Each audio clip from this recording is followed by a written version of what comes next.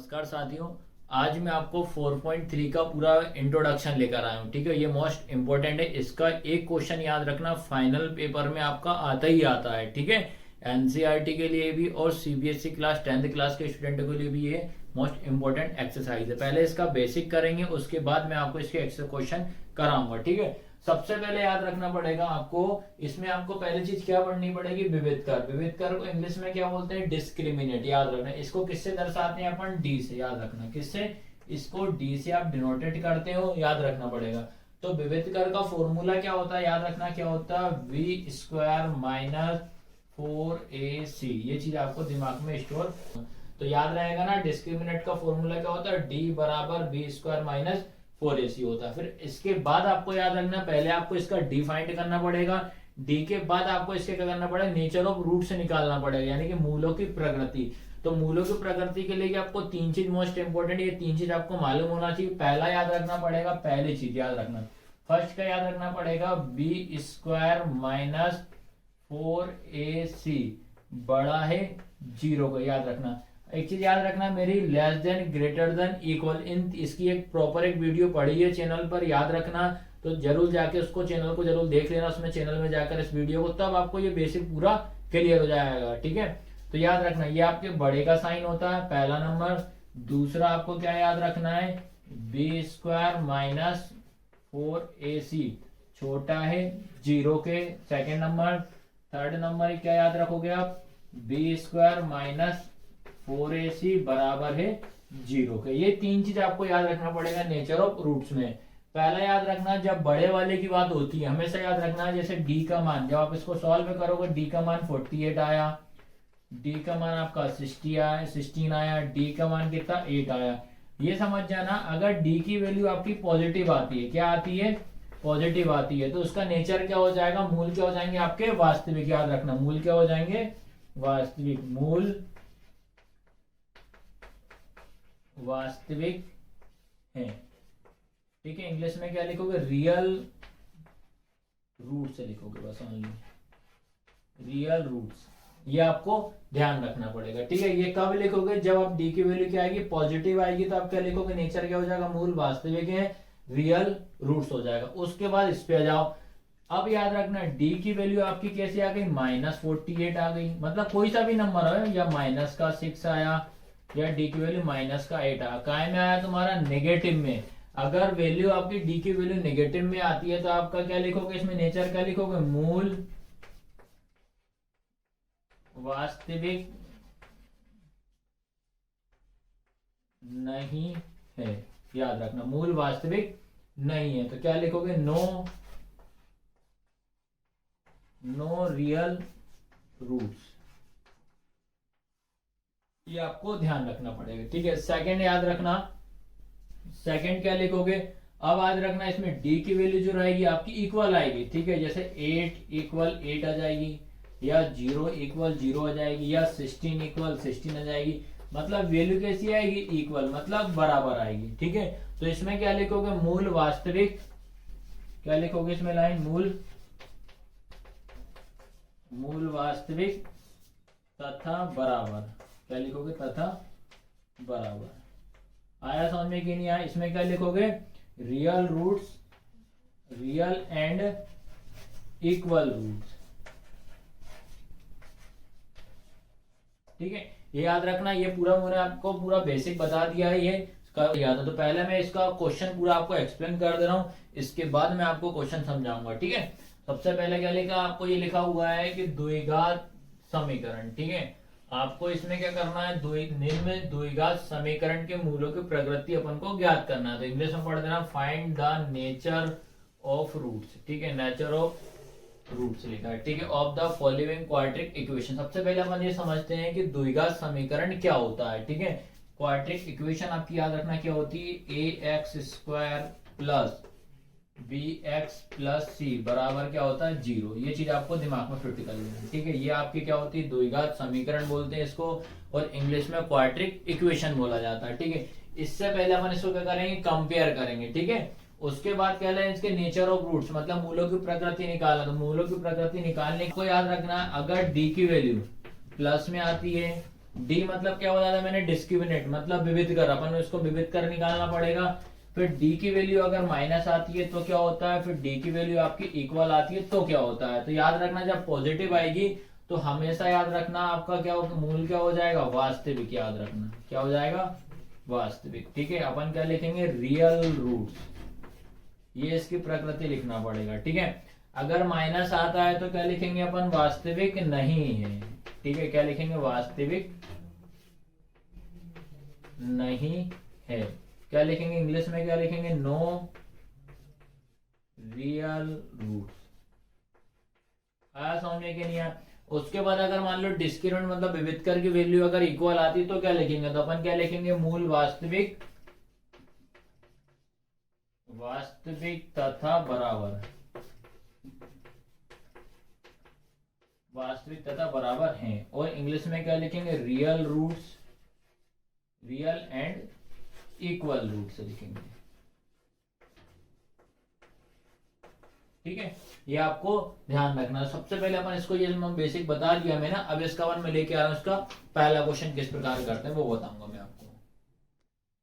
ये पहला क्वेश्चन लिखा है, क्या लिखा है, फर्स्ट का पहला क्वेश्चन है 2x² minus 3x plus 5 equal क्या हो जाएगा, 0। इसको आप क्या करेंगे, इक्वेशन इसको 1 दे देंगे। ठीक है, सबसे पहला काम रहेगा आपका जो क्वाड्रेटिक इक्वेशन जो होती है, द्विघात समीकरण जो होता है, उससे इसकी अपन तुलना करेंगे। क्या करेंगे, इसका कंपेयर करेंगे। ठीक है, तो आप यहाँ क्या लिखोगे, आप द्विघात, ठीक है, क्या लिखेंगे, द्विघात समीकरण। ठीक है, द्विघात समीकरण क्या होता है आपका, ax² plus bx plus c बराबर क्या होता है, 0।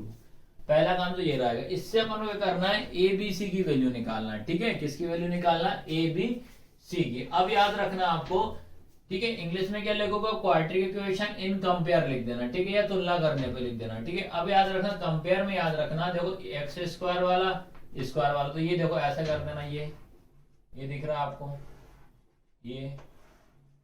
ठीक है, तो क्या होता है कि जब कंपेयर करते हैं तो स्क्वायर वाला स्क्वायर से कैंसिल हो गया, तो क्या हो जाएगा, a इक्वल कितना आ गया आपके पास, 2 आ गया। ठीक है, b की वैल्यू कितनी हो जाएगी, याद रखना भैया माइनस का चिन्ह आपको लेना पड़ेगा, माइनस का साइन लेना पड़ेगा। तो ये देखो याद रखना 3 क्या है, क्या लगा माइनस, तो क्या लेंगे माइनस का 3। आया समझ में। c की वैल्यू कितनी हो जाएगी आपके पास, 5 हो जाएगी। ठीक है, सबसे पहले अपन इसका d निकालेंगे। d मतलब डिस्क्रिमिनेट अपन पहले निकालेंगे। क्या निकालेंगे, विविध कर, याद रखना। ठीक है, तो मैंने बताया था विविध कर का फॉर्मूला, तो यहाँ क्या लिखोगे आप, विविध कर। ठीक है, विविध कर। ठीक है, इंग्लिश में क्या लिखेंगे अपन, डिस्क्रिमिनेट। ठीक है, क्या फॉर्मूला बताया था मैंने, d बराबर क्या होता है, b² माइनस 4ac। याद रखना क्या बताया था, d बराबर b² माइनस 4ac होता है। ठीक है, अब ये लिखा मैंने d।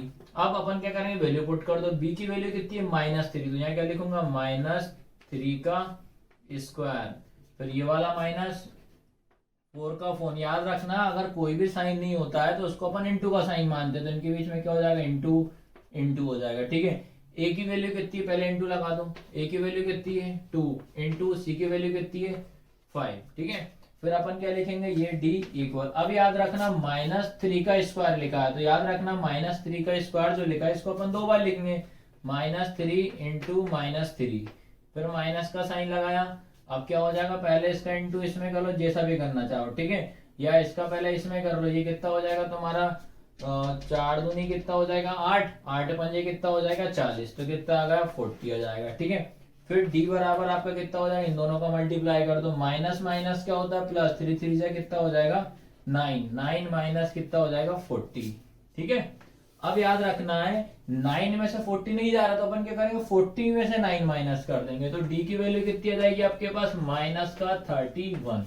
आया समझ में कि नहीं आया। तो मैंने क्या बताया था, अगर बड़ा नंबर आ रहा है, प्लस में आ रहा है तो बड़े का साइन लगाएंगे, अगर माइनस आता है तो छोटे का साइन लगाएंगे, तो क्या हो जाएगा, छोटा है 0 पे, तो ये आपका आंसर हो जाएगा। ठीक है, अब इसके बाद अपन को क्या निकालना पड़ेगा, इसके नेचर निकालने पड़ेंगे। याद रखना, अब क्या लिखोगे, मूलों की प्रकृति, मूलों की प्रकृति। ठीक है, इंग्लिश में क्या लिखेंगे, नेचर ऑफ रूट। याद रखना क्या लिखोगे, नेचर ऑफ रूट्स। तो मैंने बताया था अगर नेगेटिव में वैल्यू आती है तो अपन क्या लिखेंगे, मूल वास्तविक नहीं है, मूल वास्तविक नहीं है। ठीक है, इंग्लिश में क्या लिखेंगे, नो रियल रूट्स। ठीक है, और यही आपका फाइनल आंसर है। तो ये पहला क्वेश्चन आपका कंप्लीट है। ये क्वेश्चन नंबर सेकंड है। इसका सबसे पहला काम तो अपन क्या करेंगे, इसमें कंपेयर करेंगे किससे, द्विघात समीकरण से, मतलब क्वाड्रेटिक इक्वेशन से अपन कंपेयर करेंगे। तो आपका ये चीज ध्यान रखना, द्विघात समीकरण। ठीक है,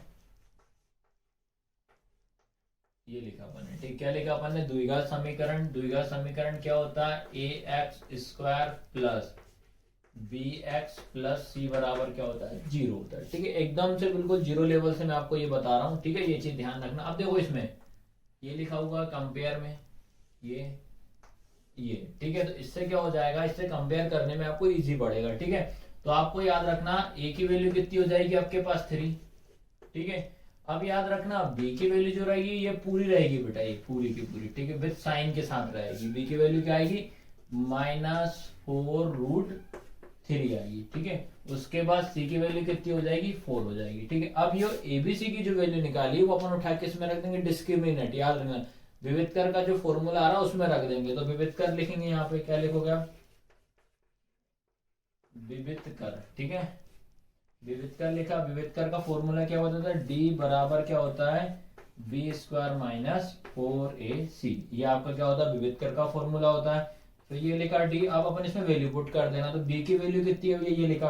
तो याद रखना पूरा लेंगे, -4√3 और ब्रैकेट पूरे का क्या हो जाएगा, स्क्वायर, फिर माइनस का माइनस, 4 का 4 क्या बता था, कोई साइन नहीं है तो क्या मानेंगे, इंटू।